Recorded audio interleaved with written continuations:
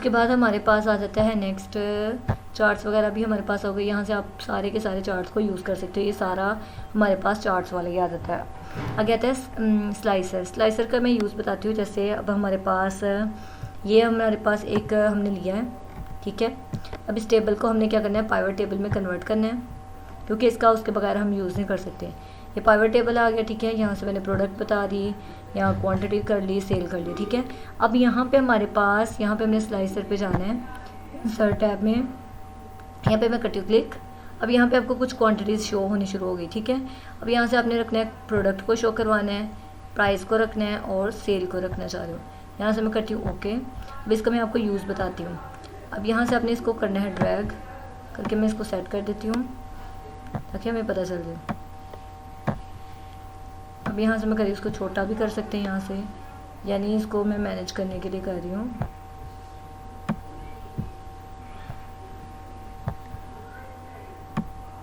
अब यहाँ पे इसका यूज़ आपने देखना है। हमारे पास यूज़ इसका क्या हुआ कि अगर हमारे पास बहुत ज़्यादा प्रोडक्ट्स हैं, जैसे पाइवट टेबल में कैलकुलेशन करने के लिए यूज़ होते हैं, स्लाइसर में ये कि उसके कुछ कुछ पार्ट्स हमारे पास इस तरीके से शो हो जाते हैं। अब यहाँ पे हम चाह रहे हैं कि हमारे पास इतने प्रोडक्ट्स हैं, हम उसमें से चाह रहे हैं कि जो लिपस्टिक वाला है हम देखना चाह रहे हैं सिर्फ वही हमारे पास आ जाए कि उसकी कितनी अमाउंट हुई है, कितनी क्वान्टिटी उसकी सेल हुई है। तो यहाँ से जैसे मैं क्लिक करूँगी तो हमें यहाँ से पूरा का पूरा शो हो गया। अब यहाँ पे आपको नज़र आ रहा होगा क्वांटिटी में मैंने लिपस्टिक ली, प्राइस उसकी 300 थी, उसके बाद उसकी सेल कितनी आई है, ये आई है।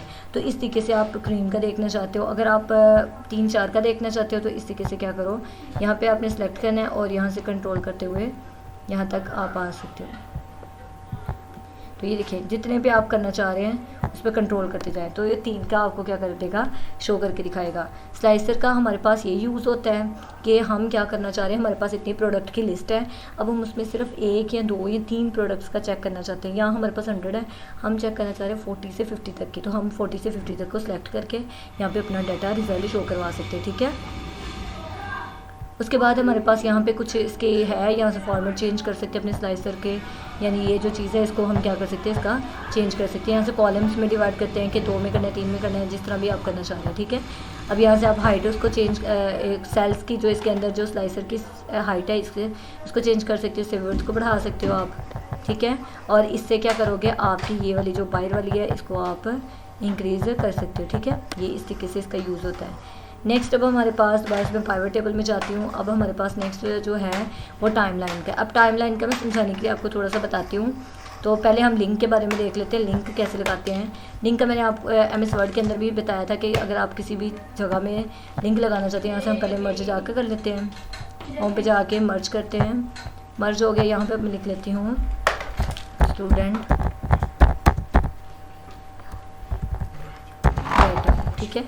ये मैं करती हूँ, इसको मैंने कर दिया सिलेक्ट और यहाँ से मैं जाती हूँ इंसर्ट पे जाके, यहाँ पे मैं एक बार क्लिक कर देती हूँ, यहाँ पे कर दिया क्लिक। अब ये हो गया, यहाँ से मैंने क्लिक किया। अब मेरे पास एक ये शीट बनी हुई है। अपने कोशिश करनी वो शीट यहाँ पे आप देख लें, मैंने जैसे डेस्कटॉप के अंदर पड़ी हुई है मेरी एक स्टूडेंट डेटाबेस के नाम से, ये देखिए स्टूडेंट डाटा के नाम से कर लें या स्टूडेंट डाटा के नाम से मैंने कर दिया ओके, और यहाँ से मैंने कर दिया ओके। अब आपने फ़ौरन देखा होगा कि यहाँ पे स्टूडेंट डाटा ब्लू सा यानी लिंक की फॉर्म में आ गया।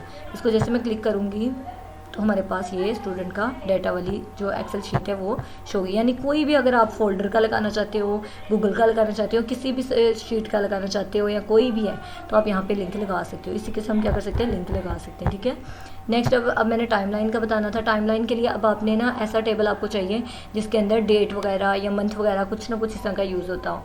तो मेरा यहाँ से अब मेरे पास आई थिंक यहाँ पे मैंने एक बनाई हुई थी डेट शीट के नाम से, यानी टेबल के नाम से। जैसे अब यहाँ पे मेरे पास एक मैंने कॉल लिस्ट बनाई है, यानी कॉलिंग लिस्ट, रिपोर्ट्स वगैरह।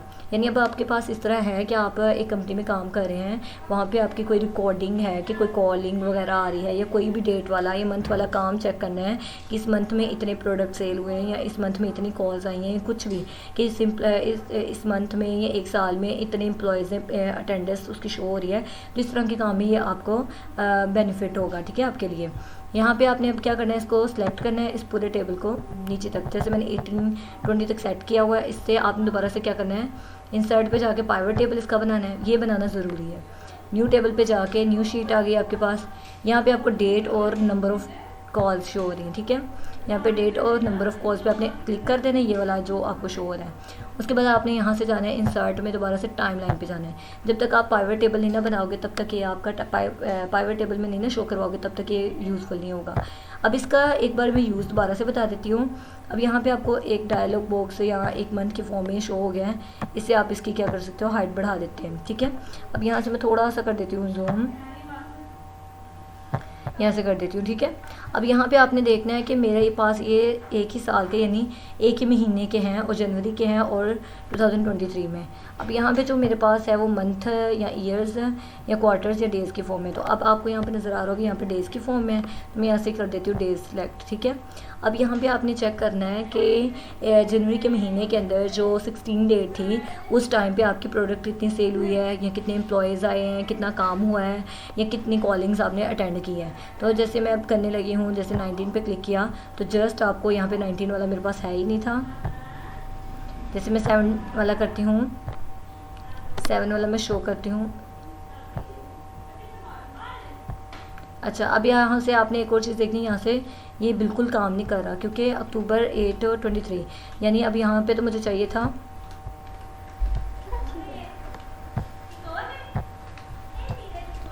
यहाँ से मैं 1 मिनट करके दिखाती हूँ आपको।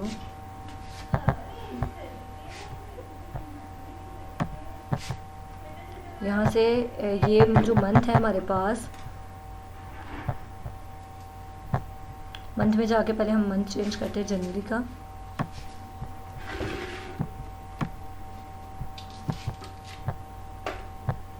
यहाँ से करेंगे जनवरी पे सेट, यानी यहाँ पे लाकर मैंने सेट कर दिया। उसके बाद आपने यहाँ से जाकर डेज पे करना है। अब वो जनवरी का महीना आ गया, ठीक है। अब यहाँ से हमने क्या करना है, जैसे मैं करना चाह रही हूँ कि 7 अगर मैं कहती हूँ जो जनवरी की 7 तारीख थी उसमें हमने कितनी कॉलिंग्स अटेंड हुई हैं या कितने एम्प्लॉयज़ कितने प्रोडक्ट सेल हुए हैं। यहाँ से मैं करती हूँ क्लिक, जस्ट आपको 7 वाला आ गया। ये इसका यूज़ वहाँ पे होता है कि जब हमारे पास इतना ज़्यादा डाटा होता है, ठीक है। जैसे 1000 के फॉर्म में या 100 की फॉर्म में अगर देखा जाए इतना हमारे पास डाटा है, तो वहाँ पे हमने सिलेक्ट करना है ना कि हमने देखने चाह रहे हैं कि सिर्फ इतने दिन का, या जैसे अगर मैं यहाँ से करती हूँ कि 7 से लेके मैं करना चाह रही हूँ 11 तक, तो ये इतना शो करके आपको दिखा देगा। इसका ये फ़ायदा होता है हमारे पास। नेक्स्ट हमारे पास मैं दोबारा से हमारी दूसरी वाली शीट पे जाती हूँ। यहाँ से मैं कर देती हूँ नेक्स्ट इंसर्ट टैब के अंदर हमारे पास क्या है, टेक्स्ट बॉक्स है। तो इससे आप क्या कर सकते हो, यहाँ से कुछ भी अगर टेक्स्ट लिखना है तो वो आप यहाँ से लिख सकते हैं। यहाँ से एक और चीज़ मैं यहाँ से बता देती हूँ, अगर आप यहाँ से कुछ लिखना चाह रहे हो, जैसे कोई इस तरह की हेडिंग या आपने सेलेक्ट किया और यहाँ पे आप लिखना चाह रहे हो जैसे डेमो, तो इस तरह से आप कुछ भी इस तरह के ये चीज़ें लेके इस तरह के फॉर्मेट लेके यूज़ कर सकते हो। उसके बाद सिग्नेचर वाला है। टेक्स्ट बॉक्स का भी मैंने बता दिया। हेडर फुटर, यानी आप अपनी जो एक्सेल शीट है वहाँ पे हेडर लगाना चाह रहे हो, जैसे मैं कर रही हूँ। यहाँ पे मैं लिख देती हूँ प्रोडक्ट डाटा, ये लगा दिया। अगर फुटर पे लगाना चाह रहे हो तो फुटर पे जाके जैसे पेज नंबर शो करना चाह रहे हो तो यहाँ पे आप क्या कर दिए, फुटर पे जाके आपका पेज नंबर भी सेट हो जाएगा। इंसर्ट पे जाके दोबारा से मैं फुटर पे हेडर फुटर पे जाती हूँ। यहाँ से मैंने फुटर को सिलेक्ट किया और पेज नंबर सेट किया, तो आपको नज़र आ रहा होगा कि पेज नंबर शो हो गया। तो इसी से आप क्या कर सकते हो, हेडर फुटर लगा सकते हो। आगे सिग्नेचर लाइन है। सिग्नेचर लाइन पे आपको मैंने ये MS वर्ड के अंदर बताया था कि आपने अगर कोई लिखना चाह रहे हो, यहाँ पे जैसे मैंने लिख दिया एजाज, यहाँ हम लिख लेते हैं अली और नीचे लिख लेते हैं ये है मैनेजर, यानी इसकी डेजिग्नेशन लिखनी है। ओके कर दिया और आपके पास यहाँ पे सिग्नेचर शो हो गया, ठीक है। उसके बाद मैं दोबारा से इसको कर देती हूँ Ctrl+Z।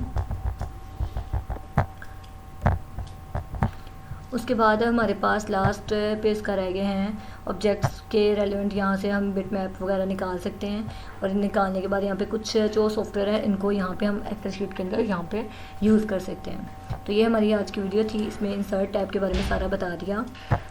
इंसर्ट टैब के बारे में सारे पॉइंट्स हमने क्लियर कर लिए हैं। आई होप आपको ये वीडियो अच्छी लगी होगी। अगर ये आपको वीडियो अच्छी लगी है तो प्लीज़ चैनल को सब्सक्राइब करें, लाइक करें, कमेंट करें।